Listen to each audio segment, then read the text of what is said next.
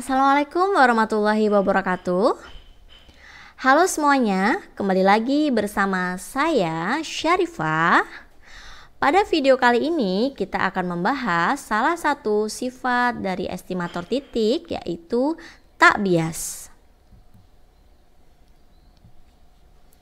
Pada video sebelumnya kita sudah membahas tentang bagaimana cara mencari suatu estimator titik, diantaranya dengan menggunakan metode maksimum likelihood dan metode momen.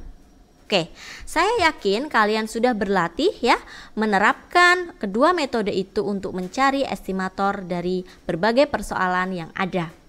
Oke, nah coba deh sekarang cek pekerjaan kalian, apakah misalkan kita punya satu masalah, kita coba kerjakan ya, kita mencari estimator dari suatu parameter dengan metode yang berbeda ya, misalkan tadi kita punya metode MLE dan metode momen, apakah selalu menghasilkan estimator titik yang sama? Oke? Nah, jawabannya adalah ternyata ketika kita mencari estimator titik untuk suatu parameter, jika dicari dengan metode yang berbeda, mungkin menghasilkan estimator yang berbeda. Nah, akibatnya apa? Akibatnya suatu parameter bisa memiliki lebih dari satu estimator. Oke. Nah, sekarang permasalahannya adalah bagaimana kita memilih satu estimator yang paling baik. Oke, ada yang sudah tahu jawabannya? Nah, kalau kita ingin mencari tahu yang paling baik, berarti kita harus tahu ya ukuran kebaikan estimator itu, gitu ya. Sedemikian sehingga kita dapat memilih estimator yang memang memiliki sifat-sifat kebaikan estimator itu. Nah, ukuran kebaikannya apa saja? Oke, akan kita bahas ya. Suatu theta topi ya merupakan estimator yang baik dari theta itu jika memenuhi kriteria. Yang pertama adalah tak bias, yang kedua adalah konsisten, dan yang ketiga adalah efisien. Nah, pada part ini kita hanya akan membahas satu sifat ya saja, yaitu sifat yang pertama adalah tak bias ya. Oke, sebelum membahas lebih lanjut, nah saya ingin menekankan ya terkait istilah estimator dan estimate terlebih dahulu teman-teman. Nah, ini sebenarnya hal yang sederhana tapi menurut saya cukup penting kita pahami bersama ya.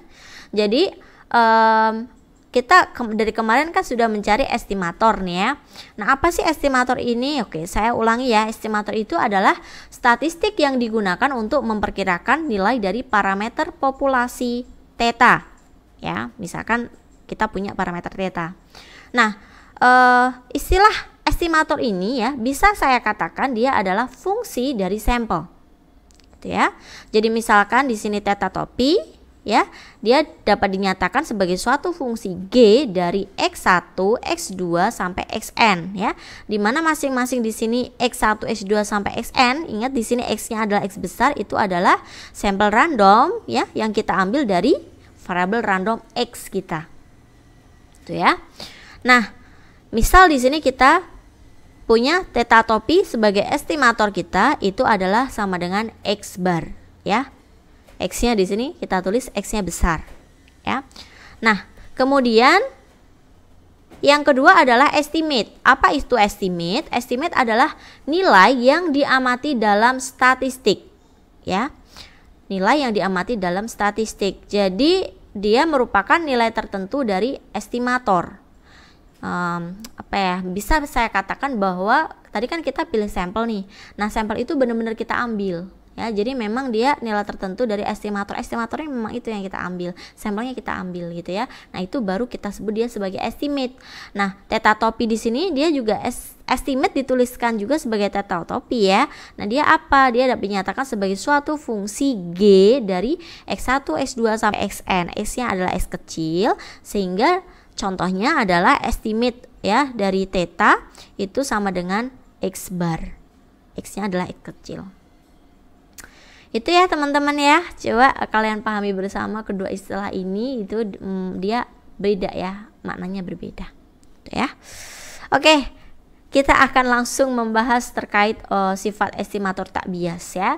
Jadi kalau mungkin kalian sudah cukup familiar dengan kata-kata bias gitu ya. Jadi bias itu apa sih? Jadi bias itu adalah perbedaan antara nilai harapan dari estimator dan nilai sebenarnya ya. Nilai sebenarnya itu adalah parameter populasi kita. Gitu ya. Atau dapat kita tuliskan di sini bias dari theta topi itu sama dengan ekspektasi dari theta topi ya, ekspektasi atau harapan sama ya, harapan itu ekspektasi dari theta topi dikurangi theta. Itu ya, theta adalah nilai sebenarnya kita. Nah, jika bias theta topi ini hasilnya adalah 0, maka estimator itu dikatakan tak bias, gitu ya. Nah, kalian perhatikan di sini. Bias theta topi sama dengan 0 artinya E theta topi ya min theta itu sama dengan 0 ya. Jadi saya punya E theta topi ya sama dengan theta. Artinya dia tak bias ya jika E theta topi itu sama dengan theta. Gitu ya. Nah, sekarang bisa saya tuliskan dalam definisi ini ya, teman-teman. Jadi theta topi itu dikatakan sebagai estimator tak bias bagi parameter theta jika dipenuhi ekspektasi dari theta topi itu sama dengan theta. Nah, jika E theta topi atau ekspektasi dari theta topi itu tidak sama dengan theta, berarti theta topi dikatakan sebagai estimator bias ya untuk theta. Oke, jelas ya teman-teman, ini adalah definisi dari estimator tak bias. Oke, sekarang coba kita terapkan dalam contoh ya. Nah, misalkan di sini X1, X2 sampai Xn merupakan sampel random dari variabel random X yang berdistribusi Poisson dengan parameter theta. Nah, maka estimator untuk theta adalah theta topi sama dengan X bar. Ya, kita sudah cari ya di video sebelumnya. Nah, jadi kita langsung pakai saja, kita sudah tahu bahwa estimator dari theta itu adalah theta topi sama dengan X bar. Nah, buktikan bahwa estimator theta topi sama dengan X bar itu merupakan estimator tak bias. Oke, tadi diketahui ya, X-nya adalah berdistribusi Poisson dengan parameter theta dan ekspektasi dari X ya, silahkan nanti dicari sendiri ekspektasi dari X di mana X-nya adalah berdistribusi Poisson itu sama dengan theta. Ya. Nah, akan dibuktikan bahwa estimator theta topi itu yang sama dengan S bar ini merupakan estimator tak bias ya. Apabila dipenuhi bahwa ekspektasi dari theta topi sama dengan theta. Ya. Oke, kita punya tadi ekspektasi dari theta topi itu sama dengan berarti ekspektasi dari sudah diketahui bahwa estimatornya adalah X bar ya. Nah, X bar adalah 1/n dikalikan sigma I sama dengan 1 sampai n dari xi gitu ya. Nah, kalian kalau ini silahkan bisa kalian jabarkan ya, bahwa sigma I sama dengan 1 sampai n xi berarti kan diperoleh x1 plus x2 plus x3 sampai plus xn. Nah, kalian masih ingat sifat dari ekspektasi ya. Kalau kalian punya ekspektasi dari A x1 ditambah A X2, berarti kan kalian peroleh A bisa keluar ya, A. Nah, kemudian ekspektasi ini kan ekspektasi X1 ditambah ekspektasi X2 ya. Nah, atau bisa kita tuliskan teman-teman bahwa ini ya akan ekuivalen dengan 1/n dikalikan sigma I sama dengan 1 sampai n dari ekspektasi XI. Oke, saya rasa cukup mudah ini untuk dipahami. Nah, kita ingat tadi bahwa X itu berdistribusi Poisson. Nah, berarti ketika kita ambil sampel random dari variabel random X, XI kita yaitu I sama dengan 1 sampai dengan N gitu ya, maka XI kita juga berdistribusi Poisson. Artinya apa? Ekspektasi dari XI kita juga sama dengan theta. Ya. Nah, sehingga di sini saya punya sigma I sama dengan 1 sampai n dari ekspektasi XI dapat kita tuliskan sigma I sama dengan 1 sampai n dari theta. Gitu ya.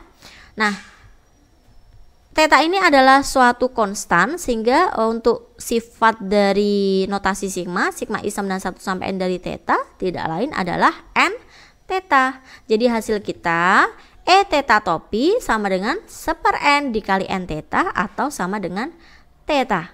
Nah, berarti terbukti ya teman-teman. Jadi estimator teta topi sama dengan X bar itu merupakan estimator tak bias bagi teta.